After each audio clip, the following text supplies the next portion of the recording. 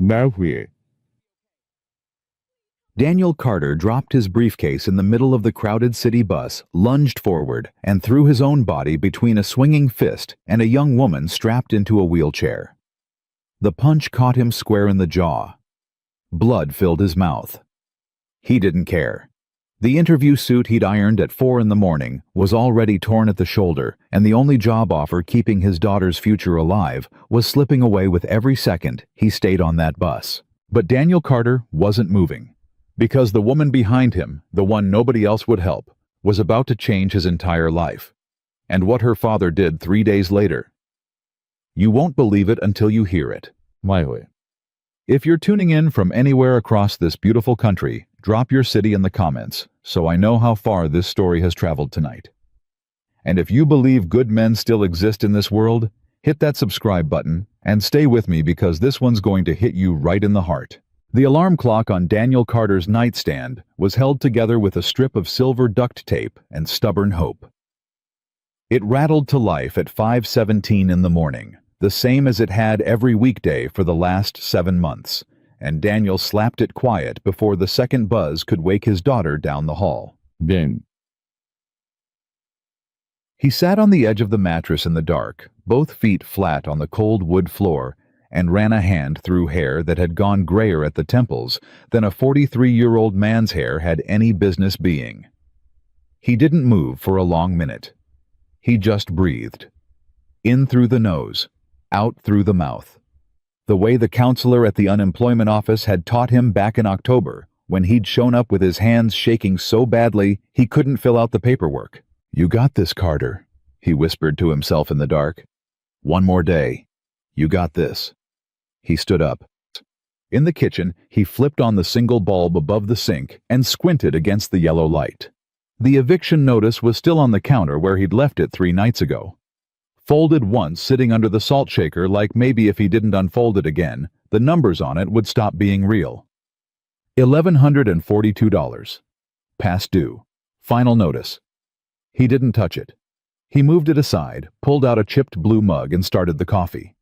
While the pot gurgled, he opened the refrigerator.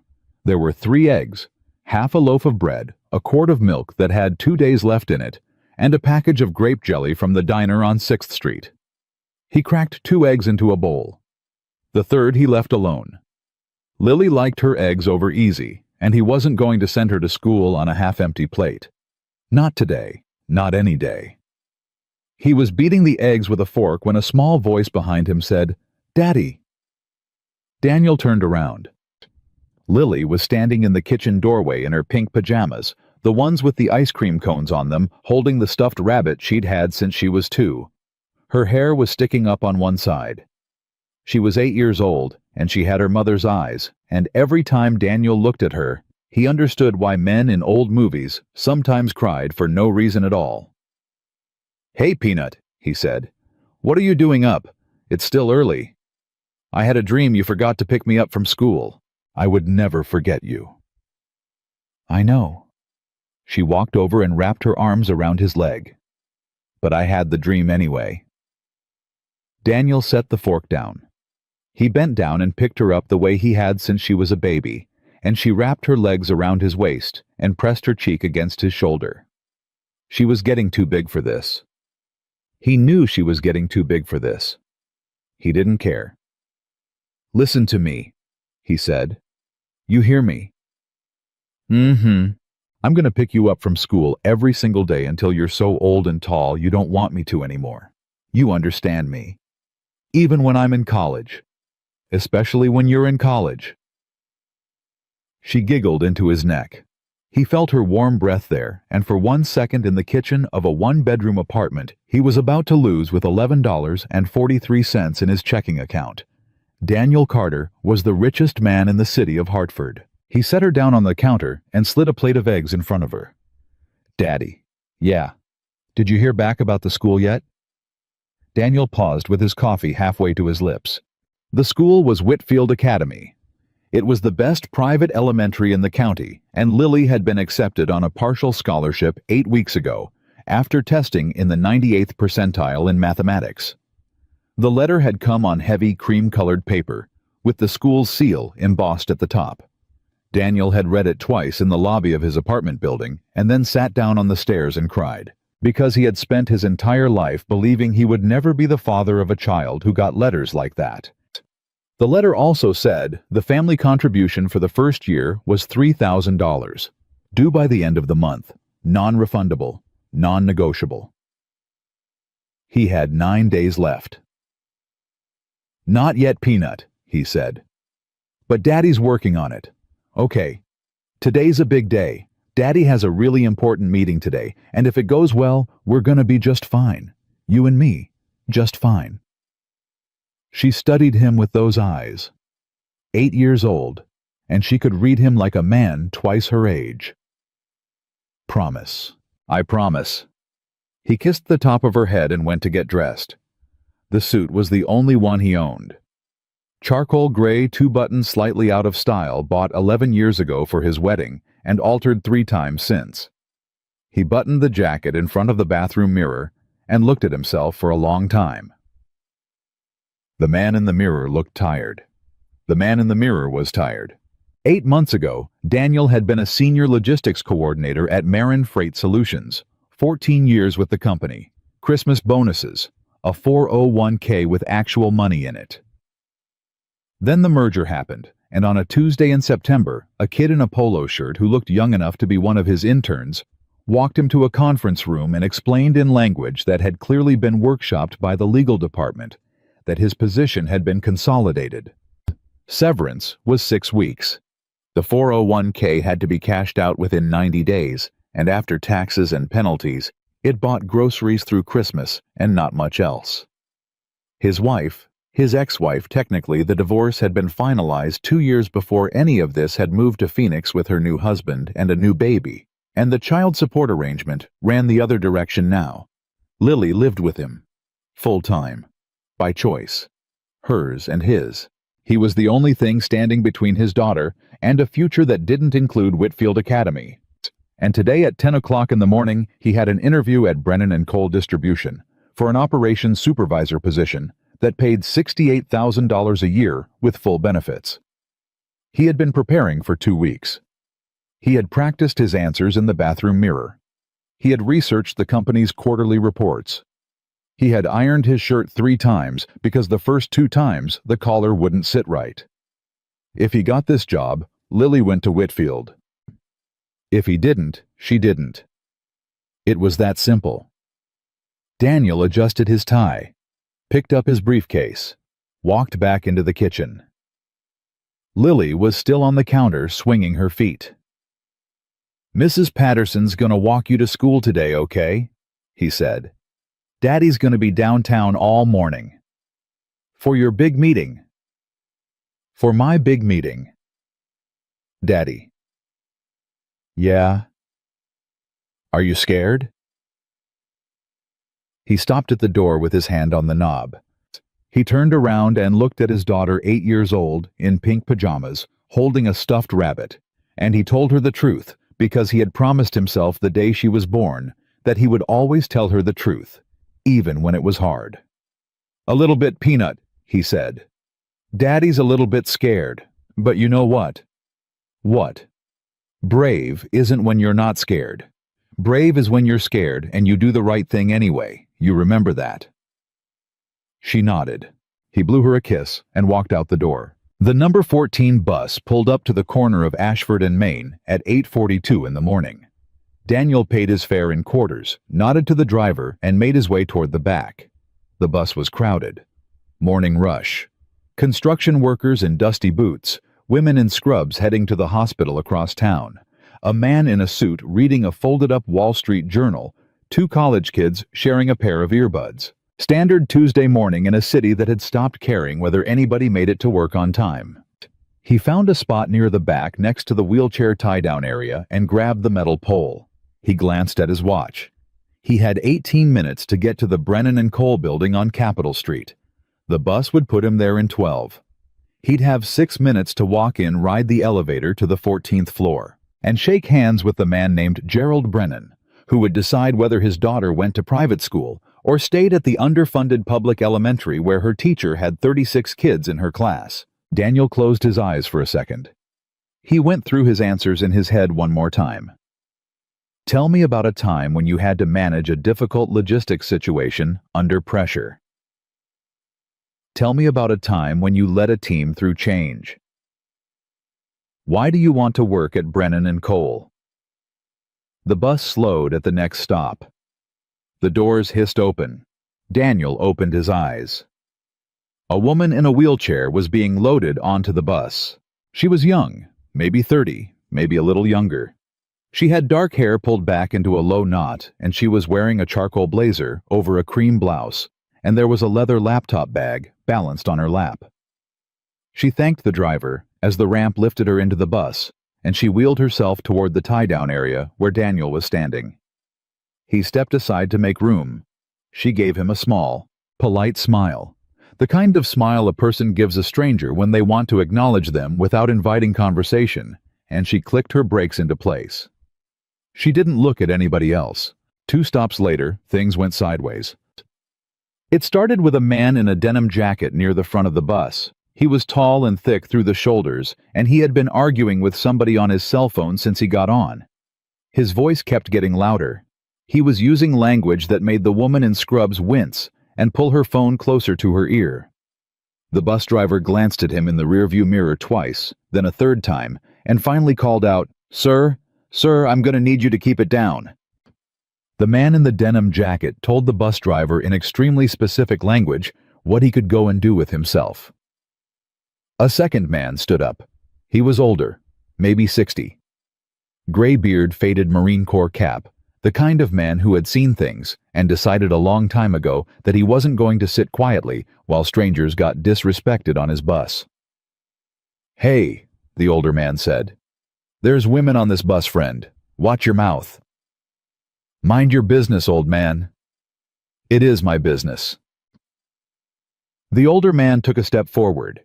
The man in the denim jacket took a step toward him. The space between them was 3 feet of grimy bus floor, and the bus was still moving, and the people sitting in the seats around them were doing what people do, pulling out their phones to record, or looking down at their shoes, or pretending very hard to be somewhere else. Daniel watched it unfold from the back of the bus. He glanced at his watch. He had 14 minutes to get to Capitol Street. He looked at the woman in the wheelchair beside him. She had stopped looking at her phone. She was watching the 2 men. Her hands had moved to the wheels of her chair the way a person grips a steering wheel before a crash. The bus driver was on the radio now. "Dispatch, I need PD at Westview and 5th. I got an altercation in progress." The man in the denim jacket grabbed the older man by the front of his jacket. The older man swung first. It wasn't a good punch. He was 60 years old, and his balance was bad on a moving bus, and the punch glanced off the younger man's shoulder. The younger man swung back. His punch landed. The older man stumbled backward, hit the metal pole, bounced off it, and went down hard on the floor of the bus. And then the younger man, full of adrenaline and rage, and whatever else was in his system that morning, swung his arm wildly as he turned, and his elbow caught the woman in the wheelchair square in the temple. Her head snapped sideways. Her chair tipped. She hit the floor with a sound Daniel would remember for the rest of his life. A wet, dull, sickening sound. The leather laptop bag flew off her lap and slid down the aisle. Her head bounced once on the rubber matting. Her body was tangled in the seat belt of the chair, half on the floor, half still strapped in, and the chair itself was on its side. The bus jerked to a stop. For 1 second, one single terrible second, nobody on that bus moved. 40-some adults on a public bus in the middle of a major American city, and not one of them moved. And then, Daniel Carter dropped his briefcase. No. He didn't think about the interview. He didn't think about Gerald Brennan on the 14th floor of the Brennan and Cole building. He didn't think about the $3,000 or Whitfield Academy or the eviction notice on his kitchen counter. He didn't think about anything at all. His body just moved the way a man's body moves when he sees a child step into traffic. He was on his knees beside her in 2 seconds. Ma'am, can you hear me?" Her eyes were open, but they weren't focused. There was blood at her hairline, a thin line of it running down toward her ear. "I'm right here," Daniel said. "Stay with me, okay? Stay with me. I'm right here." The man in the denim jacket was already moving toward the back door of the bus. "You!" Daniel shouted, and his voice came out so sharp and so loud that even the man in the denim jacket froze for a half second. "You don't move. You stay right where you are." But the man was already pushing through the back door and onto the sidewalk, and he was gone. Daniel didn't chase him. He didn't even look at him. He turned back to the woman on the floor. Hey, look at me. What's your name? Can you tell me your name?" Her lips moved. No sound came out. "Somebody call 911. Daniel shouted at the bus. "Right now, somebody call 911. Yes." The woman in scrubs was already on her phone. The college kids were standing up. The older man in the Marine Corps cap was sitting up holding his jaw, looking at the woman on the floor with an expression of horror that suggested he understood in that moment exactly what his pride had cost. Daniel pulled his suit jacket off. He folded it twice and slid it carefully under the woman's head, supporting her neck, the way he had learned in a first aid class 15 years ago, and never once thought he would use. "Don't move her," he said to no one in particular. "Don't anybody try to lift her. Her neck. We don't know about her neck." "Sir," the bus driver was leaning over the back of his seat. "Sir, paramedics are coming. 3 minutes out." "Good. That's good." Daniel turned back to her. "You hear that? 3 minutes. You're gonna be okay. You hear me? You're gonna be okay." Her eyes found his. For the first time they focused. "My," she whispered. "Don't talk. Just breathe." "My bag." "Your bag's right there. It's right there. I see it. Nobody's touching it." She closed her eyes. No, hey, eyes open. Stay with me. What's your name? Tell me your name." "Isabella," she whispered. "Isabella. Beautiful name. I'm Daniel. I'm right here, Isabella. I'm not going anywhere." In the back of his mind, very far away, a voice was saying, "It's 8:58. The interview is in 12 minutes. You can still make it. Hand her off to the paramedics and run. You can still make it. Lily is counting on you. You can still make it." Daniel didn't listen to that voice. He took Isabella's hand in both of his. "I'm right here," he said. "Whatever happens, I'm right here. I'm not leaving you." The sirens were starting in the distance, and 18 blocks away, on the 14th floor of the Brennan and Cole building, Gerald Brennan was glancing at the clock on his office wall and writing the name Daniel Carter on a yellow legal pad and putting a single decisive line straight through it. The sirens grew louder, then suddenly very close, and then the back door of the bus hissed open and 2 paramedics were climbing aboard with a backboard and a kit between them. The first one was a stocky woman in her 40s with her hair in a tight braid. The second was a younger man with calm hands and calmer eyes. Daniel didn't move. He stayed on his knees next to Isabella, holding her hand, her head still resting on his folded suit jacket. "Sir, we got her. You can step back. She has a head injury, right side. She hit the floor when the chair tipped. She was talking, then she was confused, now she's drifting in and out." The paramedic looked at him for half a second. "You medical?" "No, ma'am. I just paid attention." "How long has she been in and out?" "Maybe 4 minutes since the second time her eyes closed. She told me her name. Isabella. She knew her name and she knew her bag." "Good, that's good. Sir, I'm going to need you to slide back so we can get the collar on her." Daniel started to let go of Isabella's hand. Her fingers tightened around his. It was barely a movement. A small contraction of muscle, the kind of pressure a child makes in the dark. But Daniel felt it, and he stopped and he leaned back down close to her face. "Isabella, hey, listen to me. These good people are going to take care of you now. They know what they're doing. I have to let them work. Okay? Her eyes opened halfway. Don't go, she whispered. 3 blocks away on the 14th floor of the Brennan and Cole building, Gerald Brennan was telling his assistant to bring in the next candidate. Daniel didn't know that, but somewhere underneath everything he could feel the weight of it. The clock, the interview, the $3,000, Whitfield Academy. His daughter sitting in Mrs. Patterson's apartment after school, eating animal crackers and waiting for her father to come home with good news. He looked down at Isabella's face. There was blood drying at her hairline. Her pupils weren't matching. The smaller one was on the right. I'm not going anywhere, Daniel said. I'm going to ride with you to the hospital. Okay, you hear me? I'm going to be right there the whole time. Sir, the paramedic said more gently this time. Family only in the back of the rig. Then I'll meet her there. St. Mary's. St. Mary's. I'll meet her there. Isabella's hand let go of his slowly finger by finger, and Daniel stepped back to give the paramedics room to work. He stood up. His knees cracked.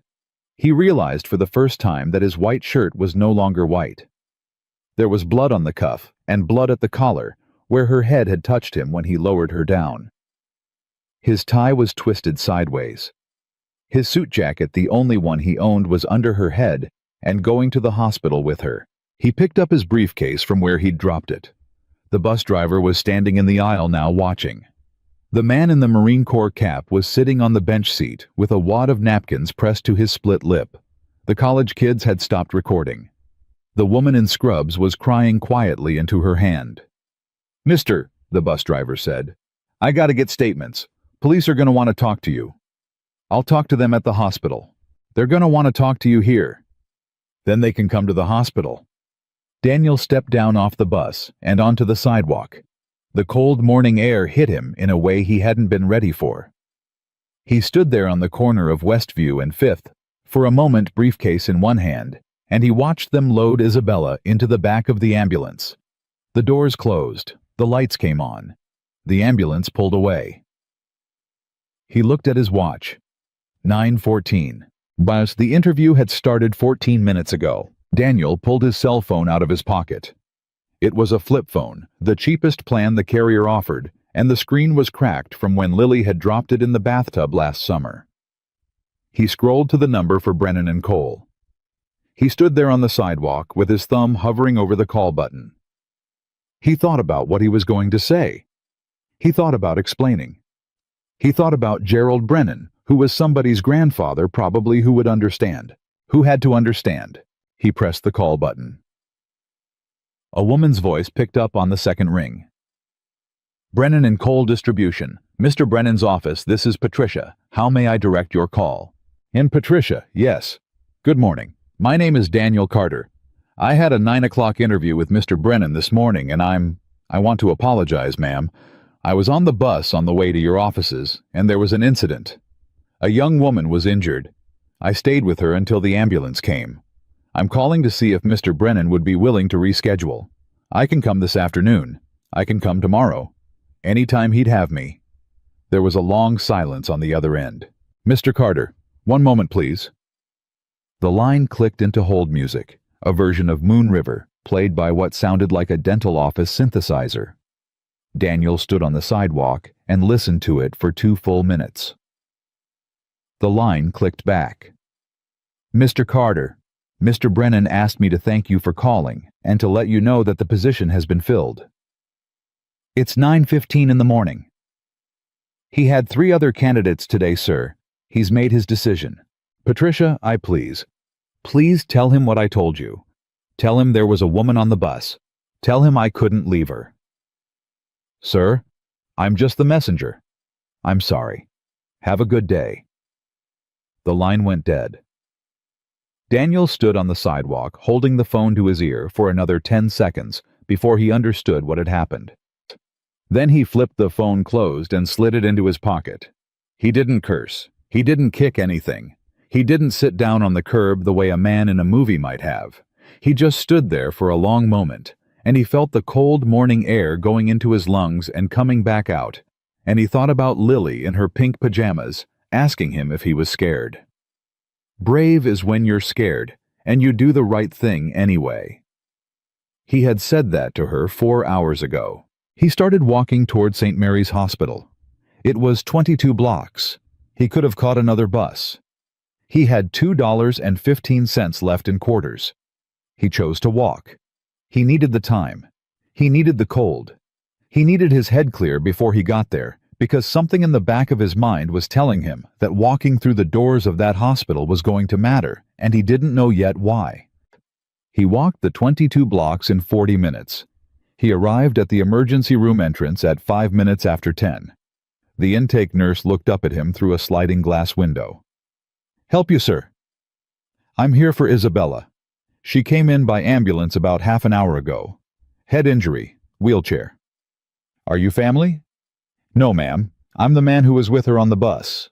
The nurse studied him. The blood on his shirt. The torn shoulder of his vest. The face of a man who had walked 22 blocks in February without a coat. "I can't release patient information to non-family, sir." "I'm not asking for information. I'm asking if she's alive." The nurse's face softened just barely. "She's alive." Daniel put both hands on the counter and lowered his head and breathed out slowly. And for a second, he thought he might actually cry right there in the lobby of St. Mary's emergency room. "Thank you," he said. "Thank you."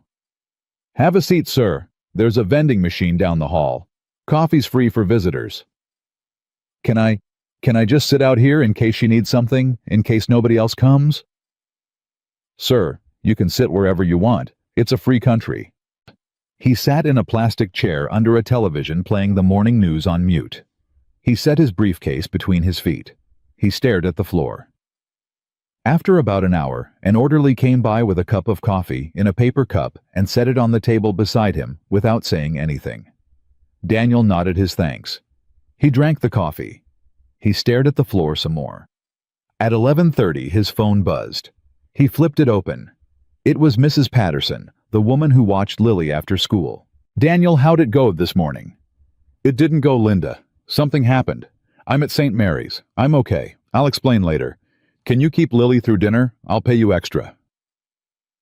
"Don't worry about money, sweetheart. You take whatever time you need. Is somebody hurt?" "A young lady. She got knocked down on the bus." "And you stayed with her?" "Yes, ma'am." There was a pause on the line. "You're a good man, Daniel Carter," Linda Patterson said.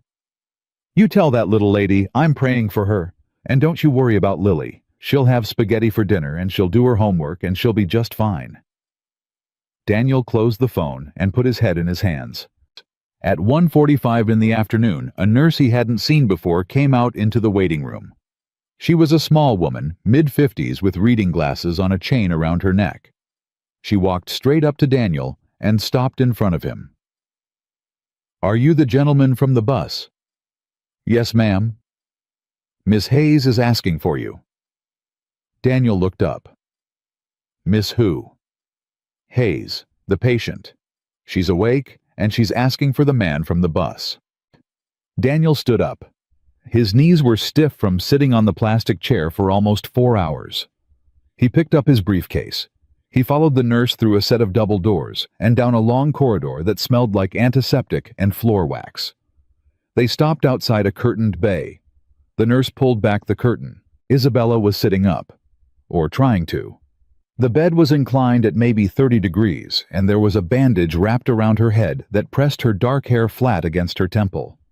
There was an IV in her arm. There were dark half-moons under her eyes. She looked smaller than she had on the bus. She looked very young. She looked at Daniel, and her whole face changed. "You came." "I told you I would." "People say a lot of things." "I'm not most people, ma'am." A small, tired laugh escaped her, and then she winced, and her hand came up to her temple. "Don't make me laugh. They said no laughing." "Sorry." "Sit down, please. There's a chair." Daniel sat down in the chair beside her bed. He set the briefcase on the floor. He didn't know what to do with his hands, so he folded them in his lap the way his father had taught him to sit in church. I'm Isabella Hayes. Daniel Carter. Daniel. She tested the name, nodded slowly. The doctor told me you stayed. He said you wouldn't leave. He said the paramedic told him you got down on the floor with me and you didn't let go of my hand. Anybody would have done that, ma'am. No. The word came out flat and certain. No, Daniel. They wouldn't have. They didn't. I was on a bus with 30 other people. You were the only one who moved. He didn't know what to say to that, so he said nothing. Isabella turned her head slightly and looked at the IV pole beside her bed. Concussion. They want to keep me overnight to make sure there's no swelling. They said a few more inches lower and I'd have broken something. The chair tipping protected me in a way. I landed on my shoulder before my head hit the floor. I'm glad. Me too. She looked at him again. Her eyes moved from his face down to his shirt, where the dried blood at the collar had turned a rusty brown, and to the torn shoulder, where his suit had ripped when he threw himself between the punch and her chair. That's your suit. It was. Where were you going? Just downtown. Daniel. Yes, ma'am. Where were you going? He almost lied to her. He almost said it didn't matter. He almost gave her the answer that would let her keep believing she was just a stranger he had helped out of pure kindness.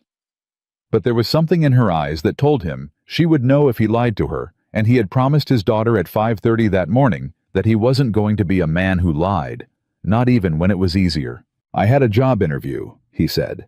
9 o'clock at Brennan and Cole Distribution. Operations Supervisor. You missed it. Yes, ma'am.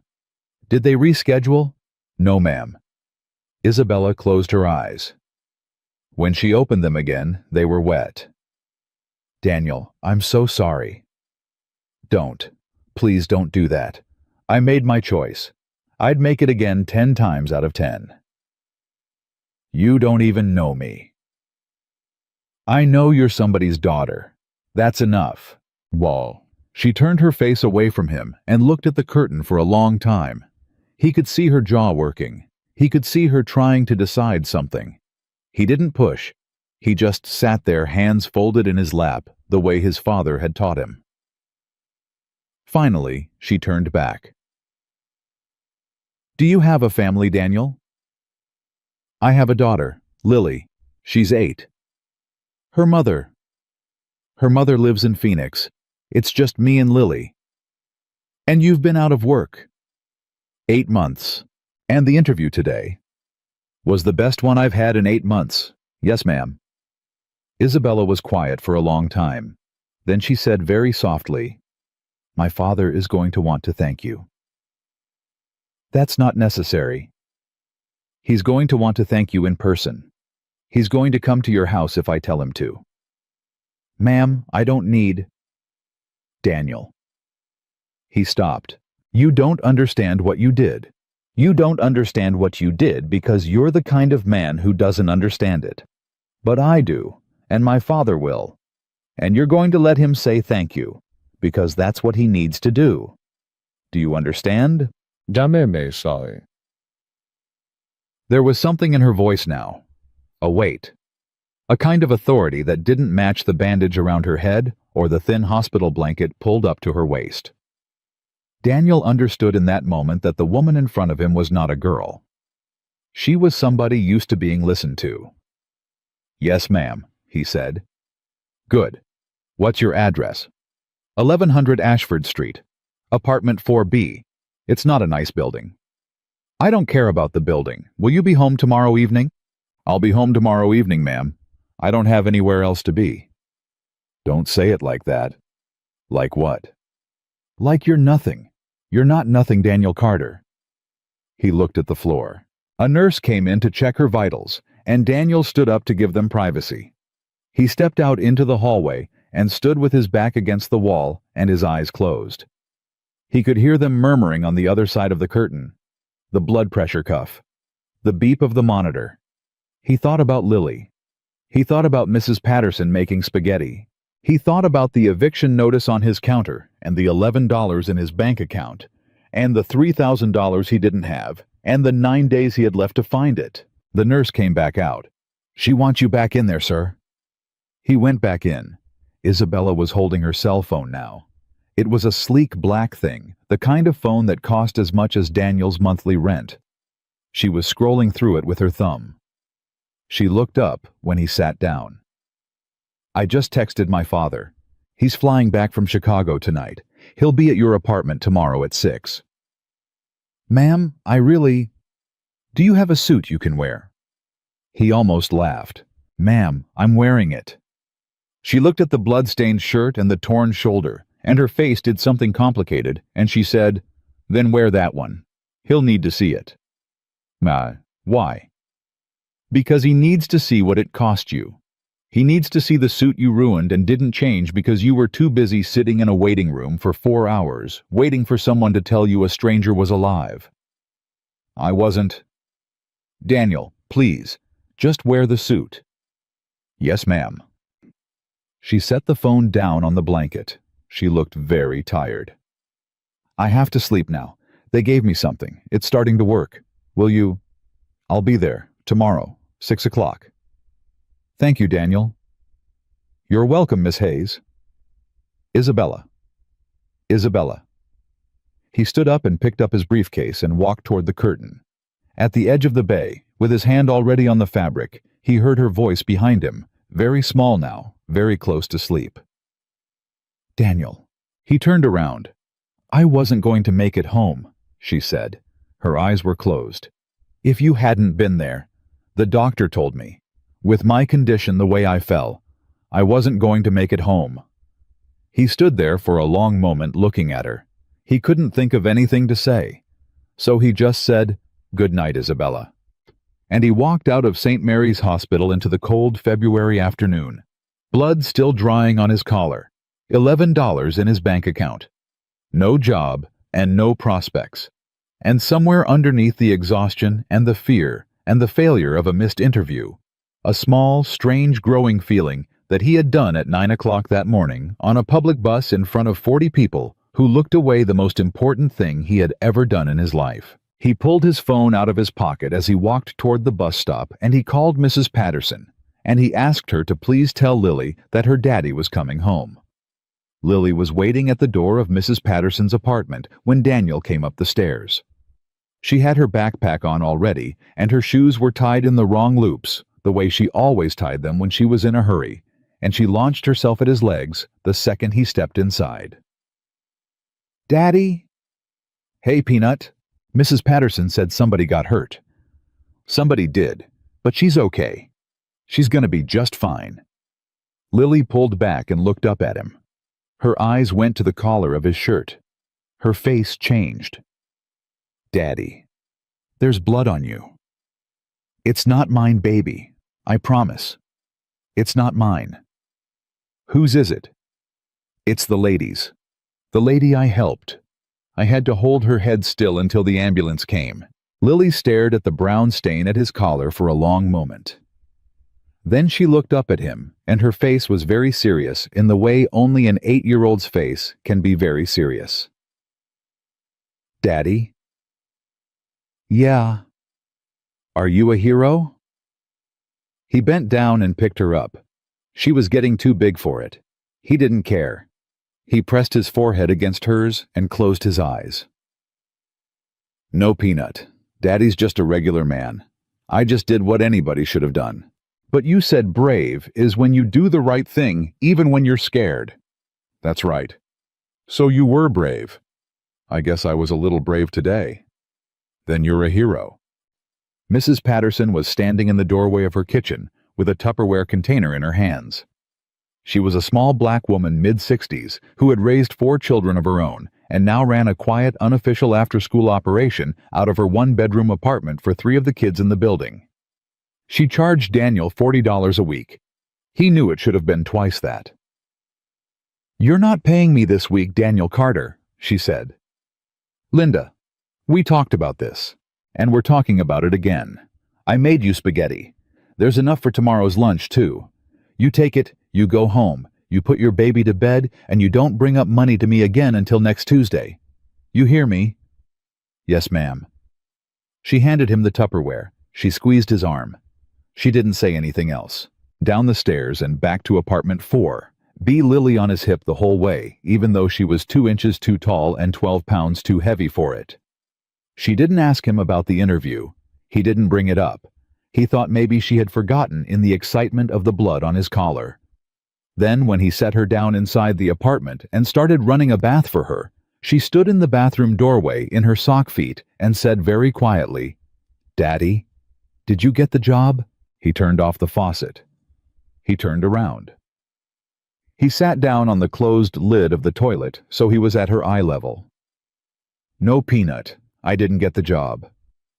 "Because you stayed with the lady." "Because I stayed with the lady." She thought about that for a long time. 8 years old, working through it the way some adults never learn to work through anything. "Daddy." "Yeah?" "I think you made the right choice." "You do?" "Yes. Because if you got a job by leaving a hurt lady on the floor, it wouldn't be a good job. It would be a bad job. And then you'd be a daddy with a bad job. And I don't want a daddy with a bad job." He didn't trust his voice for a few seconds. "Come here, Peanut." She came. He held her tight. He didn't say anything else. He didn't have to. After her bath, after her teeth were brushed, after the 1 chapter of Charlotte's Web, they read every night before bed after her prayers, and her drink of water, and the 3rd trip back to her bedroom, because she had forgotten to tell him something important about a girl named Madison at recess. Daniel finally turned out the light in her room and stood in the hallway with his back against the wall and let out a breath he felt like he had been holding for 16 hours. He went into the kitchen. He stood at the counter. He didn't turn on the light. He just stood there in the dark with the eviction notice 3 feet away from him and the $11 in his bank account and the $3,000 he didn't have. And he thought about a stranger's daughter in a hospital bed, and he thought about his own daughter saying, "I don't want a daddy with a bad job." And after a long time he sat down on the kitchen floor with his back against the cabinet, and he cried. Quietly, the way men cry when there is a sleeping child down the hall. He slept on the couch. He didn't have it in him to go all the way back to his bedroom. When the alarm clock went off at 5:17 the next morning, Daniel was already awake. The day moved like every day moved. He made Lily her eggs. He walked her to the corner where the school bus picked her up. He kissed the top of her head. He waved until the bus turned out of sight. He came home. He sat at the kitchen table with the want ads spread out in front of him and circled 3 jobs with a red pen, and he made 3 phone calls. And one of them ended in a voicemail. And one of them ended in a, "We'll keep your information on file." And one of them ended in nothing at all, because the line was disconnected. By 11 o'clock in the morning, he had nothing to do and nowhere to be, and he sat on the couch in the dim front room of apartment 4B, and he thought about William Hayes coming to his door at 6 o'clock that evening. He didn't know what William Hayes looked like. He hadn't searched. He didn't have a computer at home, and his flip phone wasn't smart enough for that kind of thing. All he knew was that Isabella had said her father would be there at 6, and that she had said it the way a woman says something she knows will happen, because she is the one making it happen. He took the bloody shirt out of the laundry basket. He stood in front of the bathroom mirror and held it up. Isabella had told him to wear it. He didn't understand why. He understood now that she had her reasons, and that people who came from the kind of family Isabella seemed to come from usually had their reasons. He hung the shirt back on the hook on the back of the bathroom door. He would wear it. He would feel ridiculous wearing it. He would do it anyway because she had asked him to. At 3 o'clock, he picked Lily up from school. They walked home the long way past the bakery on Hudson Street, where the woman behind the counter sometimes gave Lily a day-old cookie if she smiled at her right. Today, Lily got a cookie. She ate it on the walk home, breaking off small pieces and offering them to Daniel one by one, even though he kept saying he wasn't hungry. "Daddy, a man is coming to our house tonight." "How did you know that?" You were quiet at breakfast. You're only quiet at breakfast when something's coming. He looked down at her. She was holding her cookie up to him for another bite. You read me too well, Peanut. You know that. Mrs. Patterson says I'm going to be a lawyer. Mrs. Patterson might be right. Who's coming, Daddy? The father of the lady I helped on the bus. What's he coming for? To say thank you, I guess. Is that all? He stopped walking. He looked down at her again. What do you mean, Peanut? I just mean if he's a daddy and you helped his girl, he's gonna want to do more than say thank you. That's what daddies do. Daniel knelt down on the sidewalk so he could look her in the eye. Listen to me. Whatever happens tonight, whatever this man wants to do, we don't take anything we didn't earn. You understand me? We don't take charity, and we don't take pity, and we don't take anything that makes us feel small. Daddy did what he did because it was the right thing, not for a reward. You got that? She nodded. She broke off the last piece of cookie and put it in his mouth before he could argue. I got it, Daddy, but you should still let him say thank you, because if I got hurt and somebody helped me, you'd want to thank him too. He stared at her. How are you 8 years old? I don't know. He kissed the top of her head and stood up, and they kept walking. At 5 o'clock, he ran the iron over the suit pants. The jacket was gone, donated to St. Mary's Emergency Department in the form of a folded headrest under a stranger's skull. But the pants and the bloody shirt were what he had, and he put them on, and he stood in front of the bathroom mirror, and he looked at himself, and he understood for the first time exactly what Isabella had meant. The man in the mirror looked like a man who had bled for somebody. The man in the mirror was not asking for anything. At 5:45, Lily was in her room doing her math homework at the small white desk Daniel had bought her at a yard sale 2 summers ago. He sat in the front room. He sat in the armchair by the window. He didn't turn on the television. He just sat there. At 5:58, he heard footsteps in the hallway outside the apartment. 3 knocks. Slow, even, confident. Daniel stood up. He smoothed the front of his vest. He walked to the door. He opened it. The man on the other side was tall, maybe 6'2", mid-60s, white hair cut short and brushed flat. A long dark wool overcoat that had clearly never been bought off a rack in its life. Black leather gloves in his left hand. The kind of face that had spent 40 years deciding things and watching those decisions come true. Mr. Carter? Mr. Hayes. May I come in? Yes, sir. William Hayes stepped into the apartment. He didn't look around.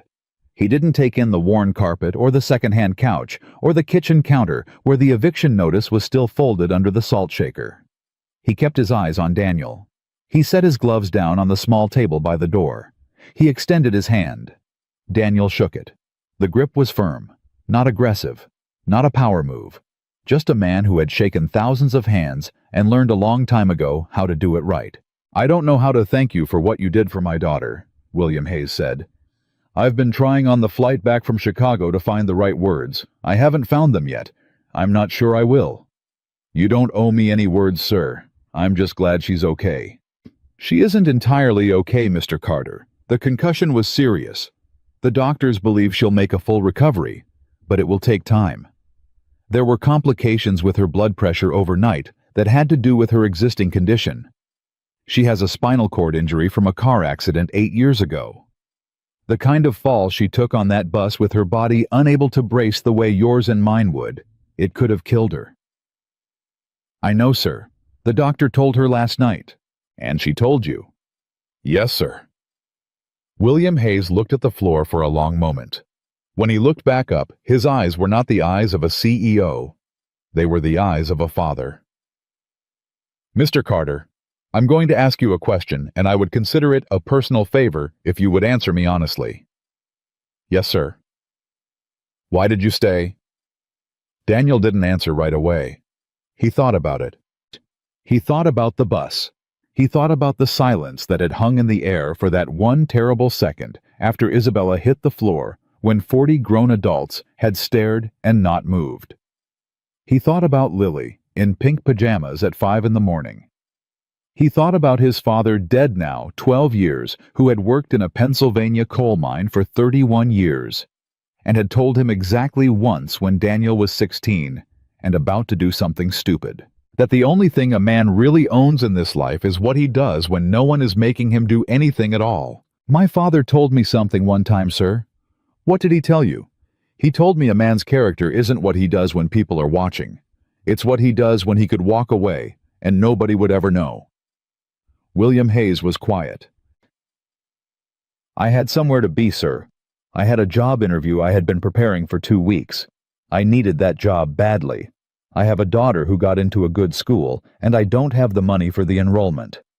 I knew when I dropped my briefcase what it was going to cost me. I knew it, and I dropped it anyway. Why? Because she was somebody's daughter, and because mine was at home. William Hayes's jaw moved. Mr. Carter, may I sit down? Yes, sir, please.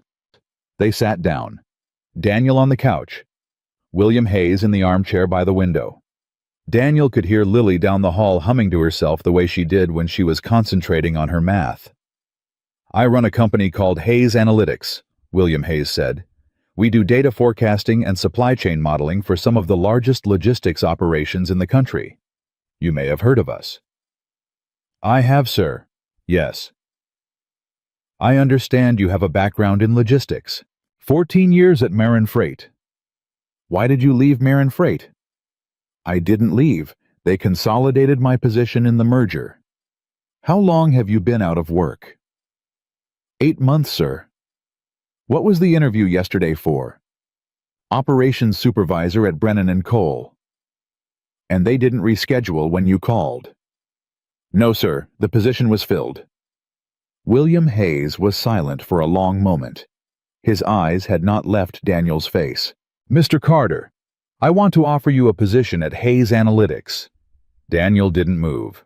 Sir, hear me out. I'm not offering you a job because you saved my daughter. I want that to be very clear between us. If you were a man without skills or experience, I would write you a check for what you needed and shake your hand and walk out of this apartment, and we would never see each other again. I would owe you that, and I would do it gladly. But you are not that man. You are a man with 14 years of logistics experience who is currently unemployed because of a corporate merger that had nothing to do with your competence. You are also a man who, when no one was watching and no one would have known, did the thing my daughter has spent 8 years hoping a stranger would do for her. I have spent 40 years building a company on the principle that character is the only thing that scales. I would be a fool to walk out of this apartment without offering you a position. Sir, what is it? I can't take a job because of what I did on that bus. You aren't taking a job because of what you did on that bus, Mr. Carter. You are taking a job because of who you are. The bus simply showed me who you were faster than an interview ever could have. Daniel looked down at his hands. He thought of Lily on the sidewalk holding up the last piece of her cookie. If I got hurt and somebody helped me, you'd want to thank him too. Sir? Yes. What's the position? I'd like to start you in our operations division as a senior analyst. The salary is $92,000 to start with a full benefits package and a signing bonus that should, I imagine, cover a certain enrollment fee that I understand has a deadline coming up. Daniel looked up. Isabella told you. My daughter tells me a great deal, Mr. Carter, including that you specifically asked her not to tell me. It wasn't your concern, sir. It is now. The two men looked at each other across the small front room of apartment 4B. Down the hallway, very faintly, an 8-year-old girl was humming the tune to a Sunday school song her grandmother had taught her when she was 4. Sir, Daniel said, I need to ask my daughter. William Hayes blinked. Excuse me. My daughter, sir. Lily. She's 8. I need to talk to her about it before I give you my answer. We make decisions like this together. It's how we do things in this house. For the first time since walking through the door, William Hayes smiled. It was a small smile. It moved across his face slowly and settled in the corners of his eyes. Mr. Carter. Yes, sir. Take all the time you need. Daniel stood up. He walked down the hallway. He knocked on the doorframe of his daughter's room. She looked up from her math book. Hey, Peanut, can you come out here for a minute? There's a man Daddy wants you to meet, and then there's something Daddy wants to ask you. She set down her pencil and slid off her chair and took her father's hand, and the two of them walked together down the hallway toward the front room where the most powerful man Daniel had ever shaken hands with was sitting in his armchair, waiting to be introduced to an 8-year-old girl in a yellow t-shirt with a bow in her hair. William Hayes stood up when Lily walked into the room. He didn't have to. A man like William Hayes did not stand up for 8-year-old girls in yellow t-shirts with bows in their hair, not because he didn't believe in manners, but because the world had not required it of him in many years. He stood up anyway. Daniel saw it and didn't say anything, but he marked it down somewhere quiet inside himself. Lily, this is Mr. Hayes. Mr. Hayes, this is my daughter Lily. Pleased to meet you, Miss Lily. He extended his hand. He extended it the same way he had extended it to Daniel, the firm grip, the level eyes, no condescension in any part of his body. Lily looked up at her father for permission. Daniel nodded. She put her small hand in William Hayes's enormous one, and shook it once the way Daniel had taught her to shake hands the year she turned 6. Pleased to meet you too, sir. Your father tells me you're 8 years old. Yes, sir. My daughter is 29, but when she was your age, she had a yellow shirt very much like that one. She used to wear it 3 days in a row until her mother had to wrestle it off her to wash it. Lily smiled. It was a small smile, polite, the smile of a child who had been raised to be careful around grown-ups she didn't know. I'm sorry your daughter got hurt. William Hayes' face moved. Thank you, Lily. She's going to be all right. Your father saw to that. I know, he told me. Did he? He didn't brag or anything. He just said somebody got hurt and he stayed with them. He doesn't brag. William Hayes looked at Daniel for a long second over the top of Lily's head. No, he said. I imagine he doesn't. Daniel cleared his throat. Peanut, can you come sit with me for a minute?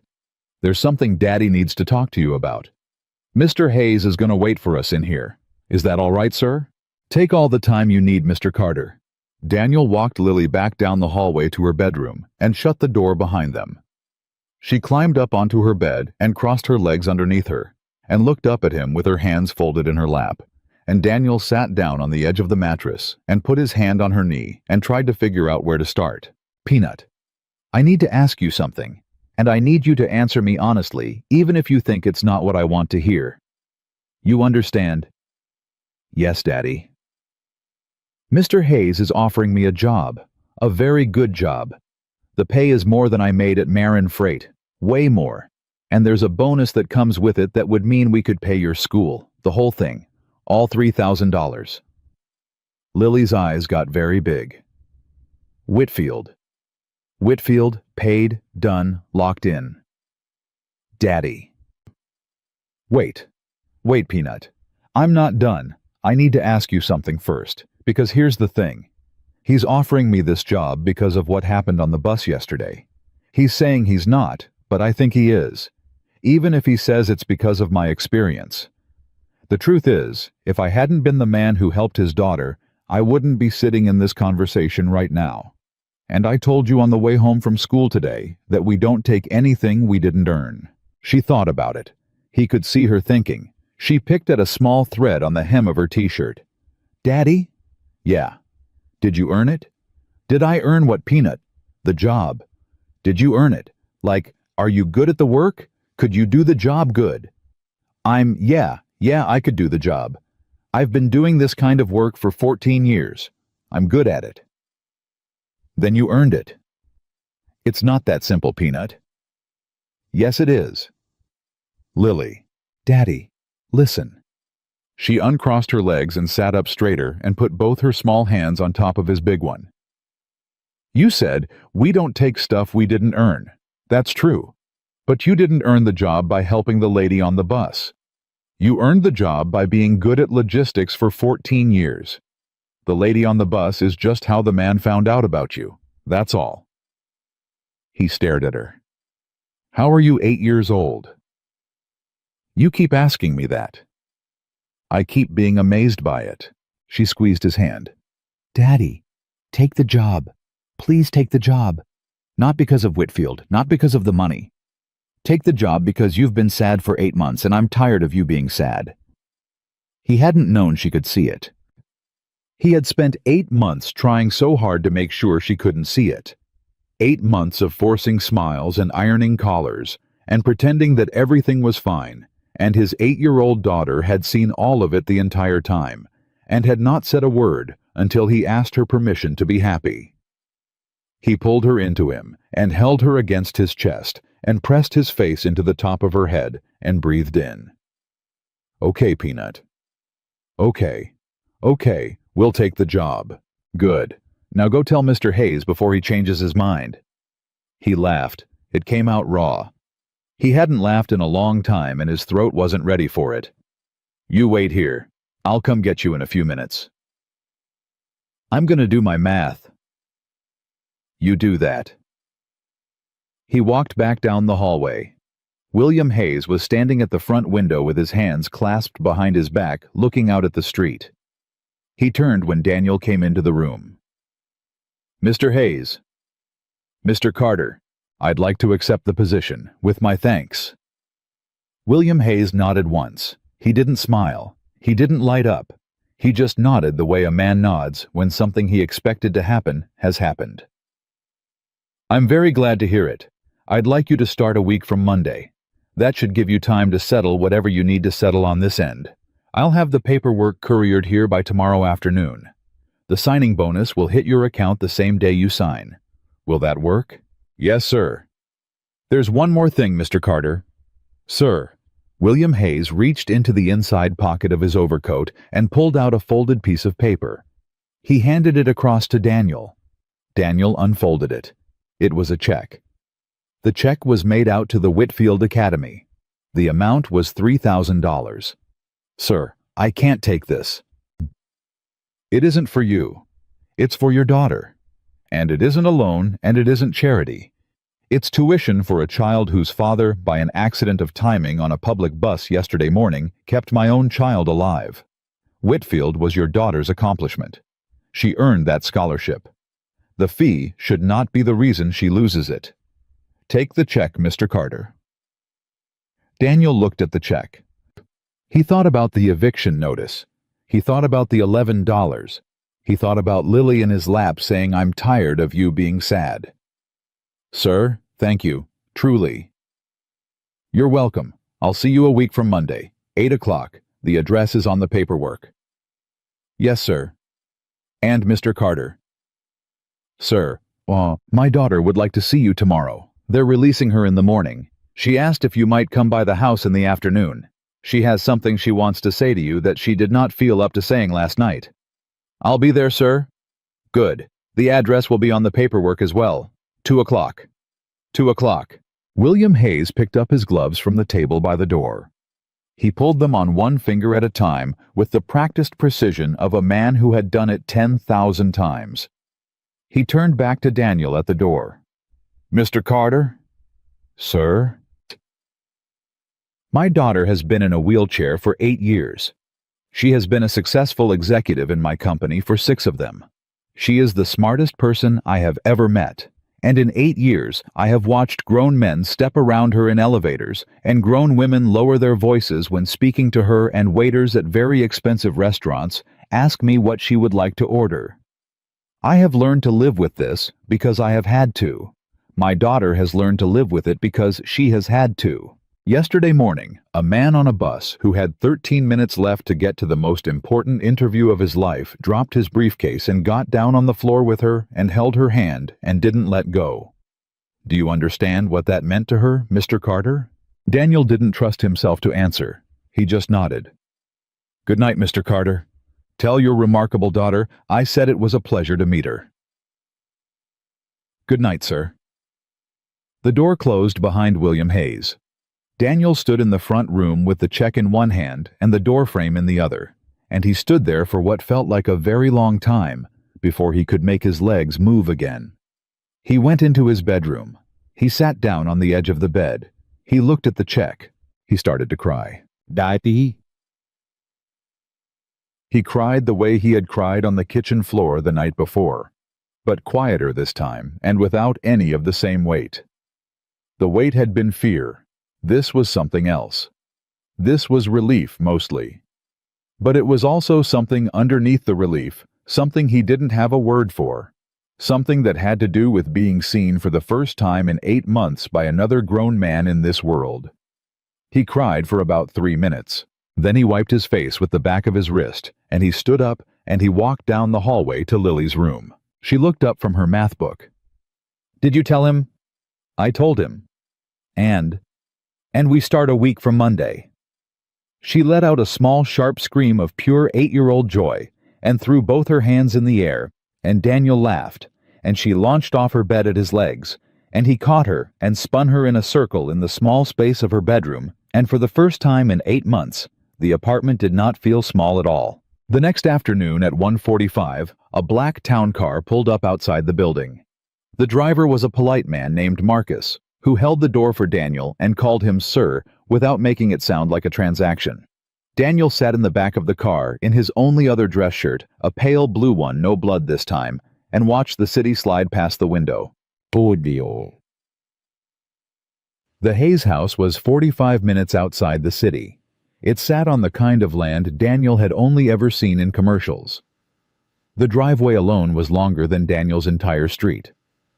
The house at the end of the driveway was old stone, 2 stories, the kind of house that had been somebody's dream 100 years ago and had been kept beautiful by every family that had owned it since. Marcus pulled up under a covered entryway and opened the door for Daniel. "Right through the front, sir. Mr. Hayes said to send you to the conservatory." "Thank you, Marcus." A woman in a charcoal blazer met him at the door. She introduced herself as Helen, Mr. Hayes's house manager. She walked him through a foyer with a chandelier that probably cost more than a year of his old salary down a long hallway, with paintings of horses on the walls, and out through a set of glass doors into a wide sun-filled room with potted ferns and white wicker furniture and tall windows overlooking a back garden that hadn't started blooming yet but obviously would in another month.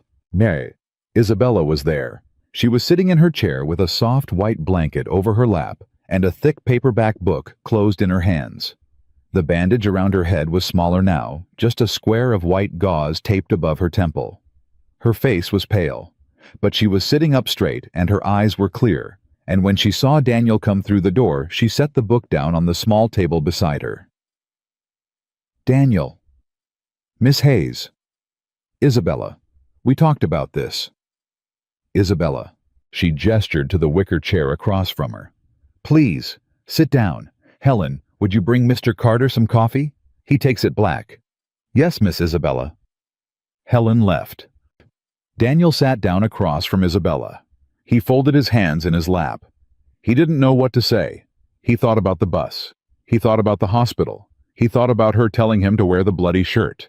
He thought about her telling her father to come to his apartment. He thought about how every single thing that had happened in the last 48 hours had been something this woman had set in motion from a hospital bed with a head injury and a concussion. "How are you feeling?" he said. "Better. The headaches are bad. They'll get better. The doctor says 4 to 6 weeks before I'm fully back to work." "I'm glad." "My father offered you the position." "He did." "You took it." "I did." "And the check for your daughter's school." "He told you about that." "He tells me everything, Daniel, just like I tell him everything. It's how my father and I work." "He's a good man, your father." "He is, but not for the reasons most people think." She paused. She looked at him for a long moment. "Daniel, I asked you to come here today because there's something I need to say to you that I couldn't say in the hospital. There were too many people coming in and out. Nurses. My father on the phone. I needed to be able to look at you and say it without anybody else in the room." "Okay." She took a breath. "I have been in this chair for 8 years. I was 21 when the accident happened. A drunk driver hit my car on the way home from a sorority event in college. My mother, who was driving, did not survive. I did, but I lost the use of everything below the 8th thoracic vertebra. That's about 3 inches above my belly button. Isabella. Wait, let me finish. In 8 years, Daniel, I have learned a lot of things about this country and the people in it. Most of them are not things I want to know. I have learned that on a public bus, or in a public restaurant, or on a public sidewalk, I am invisible to most people.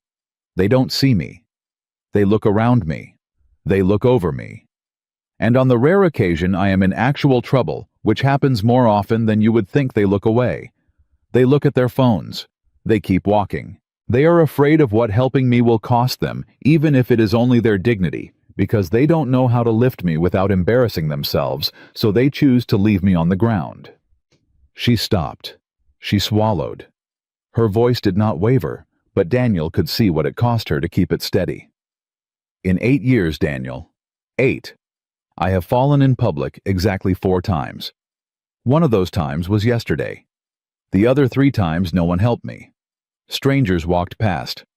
One time it was raining, and I lay on the sidewalk in the rain for 11 minutes before a teenage boy on a skateboard noticed me and stopped. 11 minutes, Daniel. Yeah. He didn't say anything. He couldn't. There wasn't anything to say. And yesterday, a man I had never seen before in my life dropped his briefcase and got down on the floor of a city bus and held my hand and didn't let go until the paramedics took it from him. He missed his job interview. He bled on his only suit. He sat in a waiting room for 4 hours just to find out from a nurse if I was alive.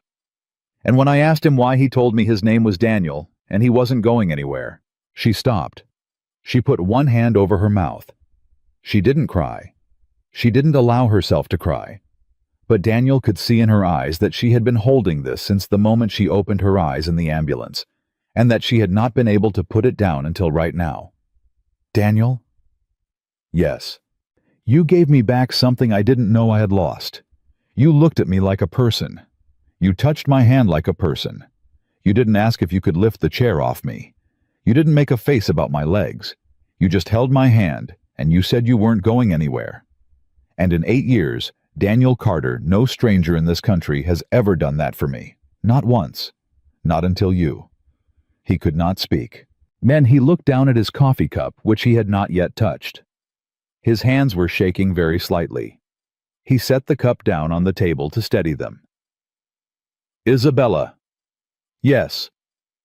You don't owe me anything. You don't owe me a job. Your father doesn't owe me a job. I would do it again tomorrow. I'd do it again the day after that. I'd do it for the next stranger I see on the next bus, because that's what people are supposed to do for each other. That's all. I know. Then why are you telling me this? She looked at him. She picked the paper back up off the table and set it back down again, just to give her hands something to do. Because I want to do something with you, Daniel. Something more than a job. Something I have been thinking about for a very long time and have never had the right person to do it with. I want to start a foundation. A real one. With money behind it. For people like me, and for people like the older man who got punched on the bus, and for people like your daughter who get into schools their parents can't afford to send them to. And I want you to help me build it. He stared at her. Isabella, I'm a logistics guy. I move freight from one warehouse to another. You moved more than freight yesterday, Daniel. He looked at her for a long moment. He thought about Lily on the bed, saying, "Take the job because I'm tired of you being sad." He thought about William Hayes, saying character is the only thing that scales. He thought about himself at 5:17 that morning, sitting on the edge of his bed in the dark, whispering to himself one more day, "You got this, Isabella." Yes. I'm going to need to think about this one. Take your time. Can I ask Lily? For the first time since he had walked into the room, Isabella Hayes smiled. It was a real smile. It moved across her tired face and reached her eyes and stayed there for a long moment. Daniel Carter, she said, you are going to be the strangest businessman this city has ever seen. Yes, ma'am. I think you might be right about that. Helen came back into the room with the coffee. She set the cup down on the table beside Daniel and slipped quietly back out the door. Daniel and Isabella sat across from each other in the conservatory while the late afternoon light moved across the windows, and they did not speak for a while because they did not have to. And the Monday after next came the way Mondays always come, slowly at first, and then all at once. Daniel woke at 5:17 out of habit, and for a long minute he lay in the dark and listened to the apartment, and he understood that this was the last morning he would ever wake up in it as an unemployed man. The eviction notice was no longer on the kitchen counter.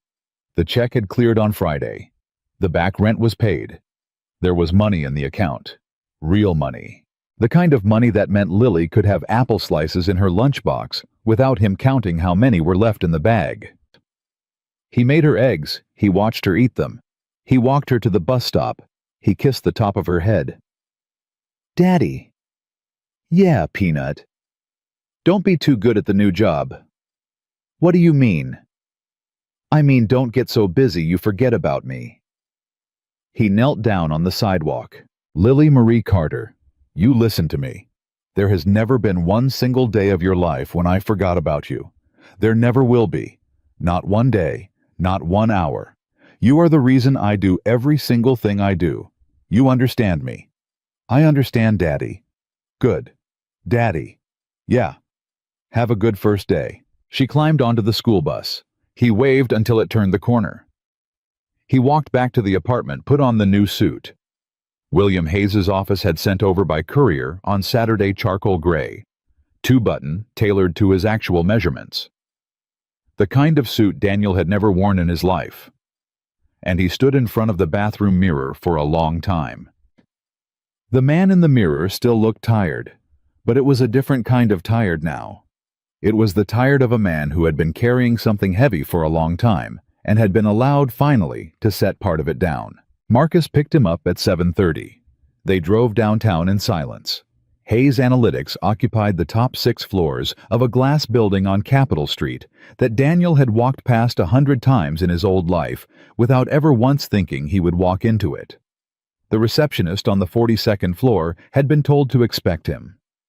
She walked him to his office. It was on a corner. It had a window. The window looked out over the river. Daniel set his briefcase down on the desk. He sat in the chair. He looked out the window for a long minute. Then he turned on the computer and he started his first day. The first month was harder than he expected. The work was familiar. Logistics was logistics. The principles didn't change just because the firm had glass walls and free coffee, but the people took some getting used to. Hayes Analytics was full of people who had MBAs from schools whose names Daniel had only ever heard on television. They were younger than him. They wore better shoes than him. Some of them had clearly heard the story of how he had come to be hired, and Daniel could see, in the way they looked at him in the elevator on his second week, that they had decided certain things about him before he had ever opened his mouth. Why, he didn't try to change their minds. He just did his work. He came in early. He left late. He learned everybody's name on the floor by the end of the first week, including the woman who refilled the coffee station and the man who came through with the recycling cart on Thursdays. He asked questions when he didn't know things. He kept his opinions to himself when he did. He went home every night at 6:30 and ate dinner with his daughter and read her 1 chapter of Charlotte's Web.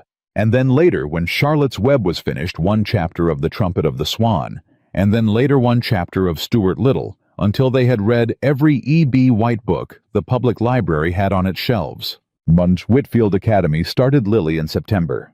She came home from her first day with her hair in 2 braids and her cheeks pink from running, and she sat at the kitchen table and told her father about a girl named Madison, and a boy named Theo, and a teacher named Mrs. Riley, who let them feed a class hamster named Mr. Pickles. And Daniel listened to every word and did not interrupt and did not check his phone, because his phone could wait and his daughter could not. In October, Isabella came back to work. She had been recovering at her father's house through the summer, and the Hayes family had been quiet about it the way wealthy families know how to be quiet about things. Daniel had sent her a card after the first month. Not flowers. He didn't know what kind of flowers a woman like Isabella Hayes would want, and he didn't trust himself to guess. The card was a plain one from the drugstore, and inside it, Daniel had written in his careful handwriting, "Get well soon. Lily and I are praying for you. D. Carter." He had mailed it to the office because he didn't have her home address. He had not heard back. He had assumed she had gotten 100 such cards and that his had been added to the pile. On her first day back at the office, Isabella came to find him. He was at his desk going over a delivery routing model for a client in Memphis when he heard the small electric hum of her chair in the doorway. He looked up. "Daniel?" "Miss Hayes, you're back." "Isabella. And I've been back for 2 hours, and I have spent both of them reading the report you wrote on the Memphis account. It's the best work product I've seen come out of this department in a year." "Thank you, ma'am." "Isabella. Isabella. Do you have a minute?" "For you."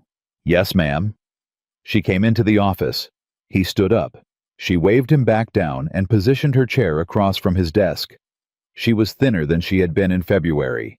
The bandage was long gone, of course, and her hair was down around her shoulders the way he had not seen it before. There was a small scar at her hairline that you would only see if you knew to look for it. He knew to look for it. "Daniel, I want to talk to you about the foundation. I haven't given you an answer yet. I know.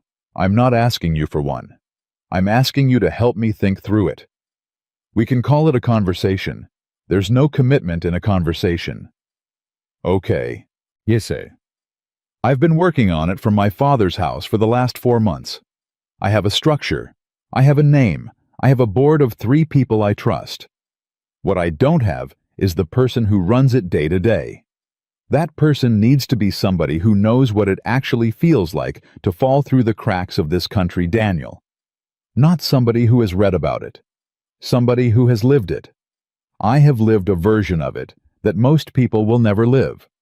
You have lived a different version of it. Between the two of us, I think we know enough about what people need that we could build something useful.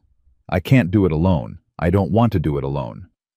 And I've waited 4 months to ask you because I wanted to give you time to settle into the job here first, so that whatever you decided, you would decide it with a clear head, and not because you felt like you owed me anything." He looked at her for a long moment. "Isabella." "Yes." "Can I bring Lily to dinner sometime? I think you two should meet." She blinked. "Daniel, I would love that." "Saturday." "Saturday." Dear. The dinner happened that Saturday at a small restaurant Isabella picked because she said it was the only nice restaurant in the city where the host did not look at her like she was a problem. Daniel and Lily took the bus there. Lily wore her favorite dress, which was navy blue with small white flowers on it, and her hair was in the 2 braids she had decided after Whitfield were her official school and special occasions hairstyle. She held her father's hand the entire ride. She did not say much. Isabella was already at the table when they arrived. Lily walked up to her and looked at her in the chair for a long second, and Daniel held his breath, because he did not know what his 8-year-old daughter was about to say to a woman he very much wanted to like her. What Lily said was, "Hi, I'm Lily. My daddy talks about you sometimes." "Hi, Lily, I'm Isabella. Your daddy talks about you all the time." "He does. Constantly. I know more about Mr. Pickles the hamster than I know about most members of my own family." Lily laughed. It was a real laugh, the loud kind, the kind that had been in short supply in apartment 4B for most of the last year. Daniel watched her face and felt something in his chest loosen that he hadn't known was tight. The dinner went for 2 hours. Lily asked Isabella questions about the chair. She asked them the way only an 8-year-old can ask them with no embarrassment and no apology, and Isabella answered every one of them with a patience and a directness that made Daniel realize halfway through the meal that this was probably the most relaxed conversation Isabella Hayes had had with a stranger in 8 years. By the time dessert came, Lily had decided that Isabella was her friend, and she was telling her about the boy named Theo at school, who said girls couldn't do math, and Isabella was telling her very seriously that boys had been saying that to girls for a very long time, and the trick was not to argue with them, but simply to do better math than they did, and then smile politely. Outside the restaurant after dinner while they waited for the car, Lily looked up at her father and said, "Daddy." "Yeah, Peanut. You should help her with the foundation." He looked at her. "Why?" "Because she's nice, and because she helps people, and because you help people, and helping people is more important than logistics. Logistics is helping people, Peanut. Not the same way." He looked at Isabella. Isabella was watching them both. She did not say anything. She did not have to. "Okay, Peanut. Okay. Okay, I'll do it." Lily threw her arms around his waist and squeezed. The Hayes Foundation for Second Chances was incorporated 4 months later in February of the following year, exactly 1 year after a man dropped his briefcase on a city bus. Isabella was the chairwoman of the board. Daniel was the executive director. The foundation's first office was a converted brownstone 3 blocks from Hayes Analytics with a ramp at the front and an elevator that worked, and a small sunny conference room where Isabella and Daniel took meetings together and made decisions together and disagreed with each other together and figured it out together the way 2 people figure things out when they have been bonded by something neither of them planned for. The foundation started small. It paid the enrollment fee for 9 children that first year who had been accepted into private schools their families could not afford. It funded the rebuilding of a wheelchair-accessible entrance at a community center that had let theirs fall into disrepair. It paid the funeral expenses for a 63-year-old veteran named Walter Cobb, who had died of a heart attack 4 months after being punched in the face on a city bus, and whose family Daniel had personally tracked down and personally written the check to. By the end of the second year, the foundation had helped over 200 families, and by the third year the city had named a small park after it. Daniel was promoted at Hayes Analytics in the spring of his second year. William Hayes called him into his office on a Thursday afternoon and informed him without ceremony that he was being moved up to lead the new forecasting division. The salary was $140,000. He would have a team of 7 people reporting to him. He would also continue at his discretion his work with the foundation, which the company would consider part of his official duties. "Sir, I'm honored, but I want to be sure you're not promoting me because of what happened with Isabella." William Hayes did not smile. He looked at Daniel across his desk for a long moment, and then he leaned back in his chair, and then he said, "Mr. Carter, I have spent 18 months watching you run analyses, write reports, manage relationships with our most difficult clients, and quietly mentor every junior analyst on the 41st floor who has had the good sense to ask you for help. I have spent 18 months waiting for a reason to give you this division. I have not found one against you. I have found 9 reasons in your favor. Take the promotion, Daniel. You earned it." "Yes, sir."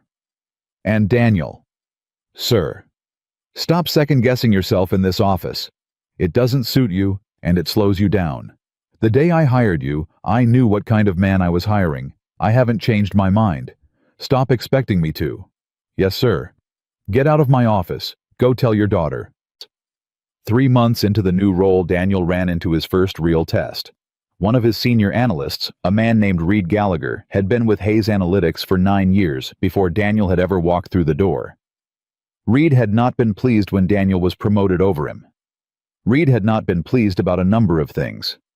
And in early summer, when a major client's quarterly forecast came back with an error in the underlying assumptions, a serious error, the kind that could have cost the client several $100,000 if it had gone out the door. Daniel discovered that Reed had known about the error for 2 weeks and had been quietly trying to bury it. Daniel called Reed into his office on a Friday afternoon.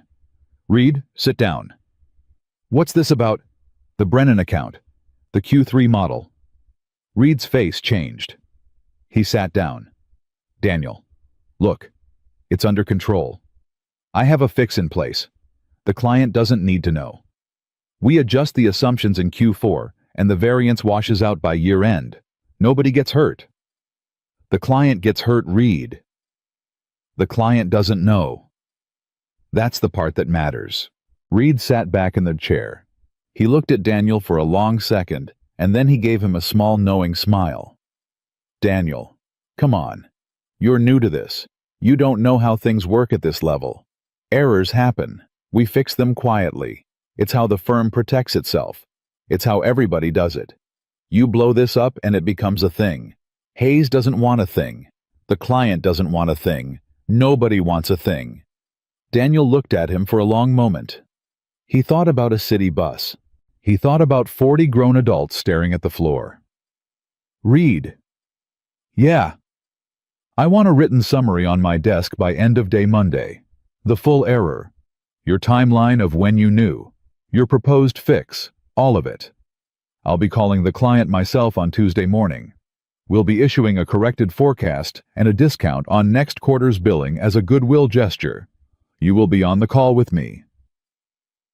Daniel, you can't. Read. I can. I am.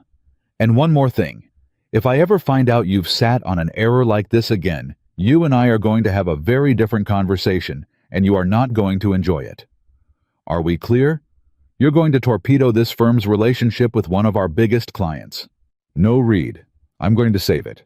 Because eventually this kind of thing always comes out. And when it does, the only thing that matters is whether the client thinks we told them or whether they think we hid it. And I'm going to make sure they think we told them.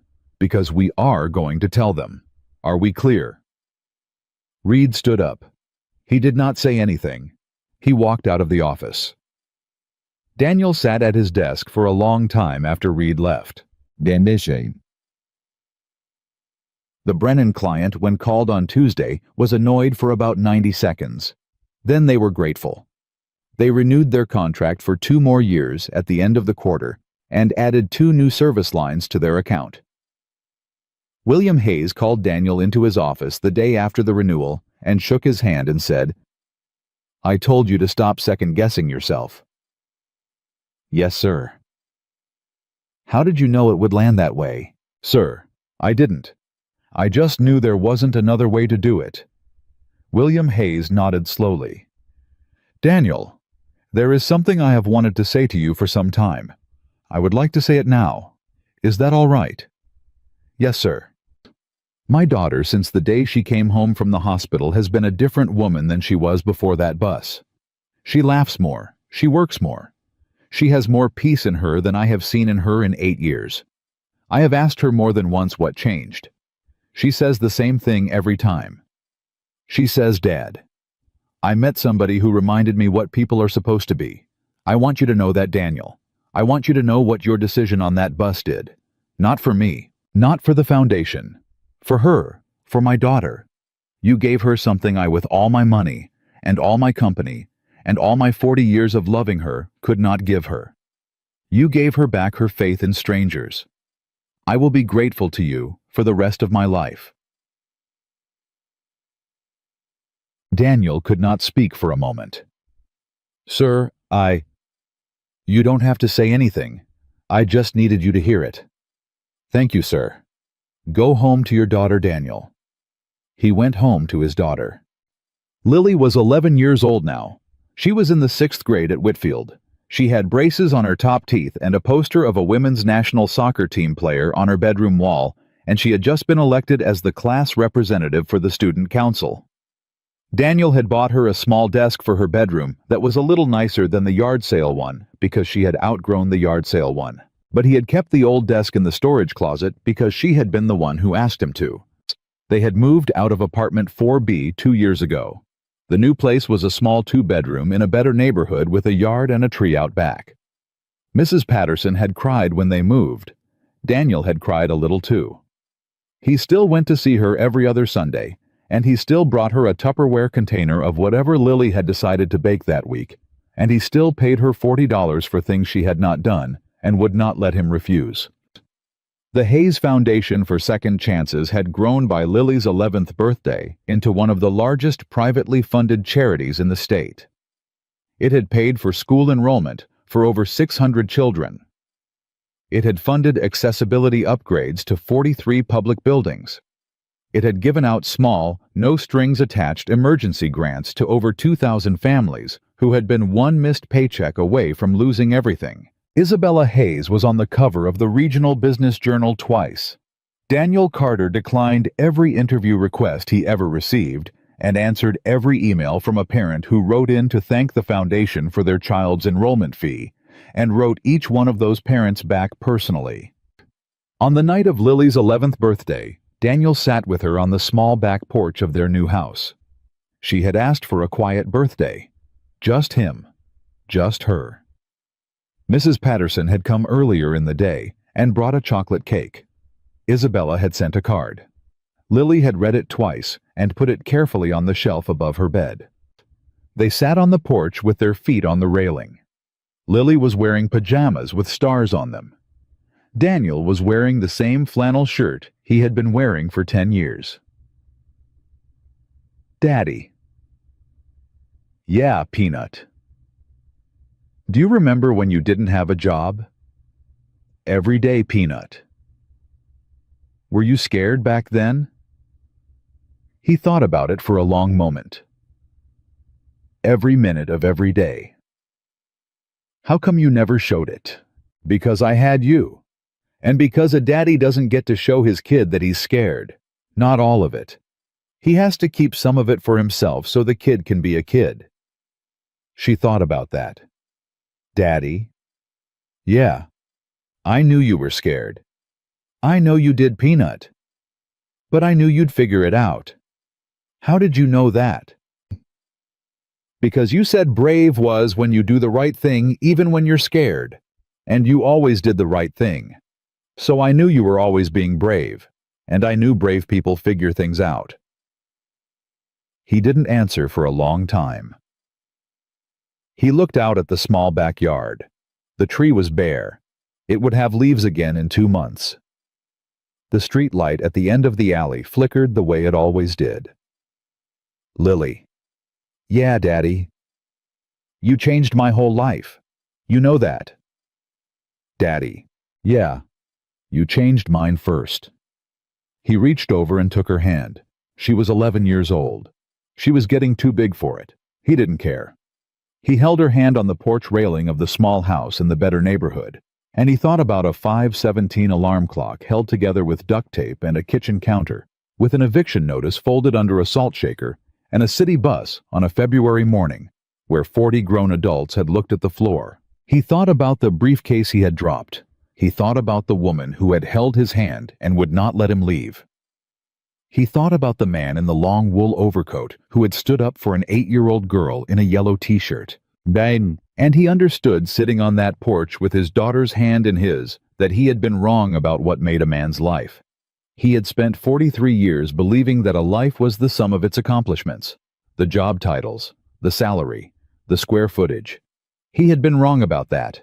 A life was the sum of its decisions. And the decisions that mattered were not the ones a man made when he was being watched. They were the ones he made when he could have walked away and nobody would ever have known. He had dropped his briefcase on a bus on a Tuesday morning in February at 8:58 with 12 minutes left to make it to the most important interview of his life. It was the best decision he had ever made. It was the only decision that had ever really been his. And the man Daniel Carter became in every year that followed, in every promotion, and every signed grant, and every quiet handwritten note to a stranger he would never meet, was the man he became because of one moment on a public bus when he chose, with nobody watching, to be the kind of father his daughter believed he was. He squeezed her hand on the porch railing. She squeezed back. And that was enough. That had always been enough.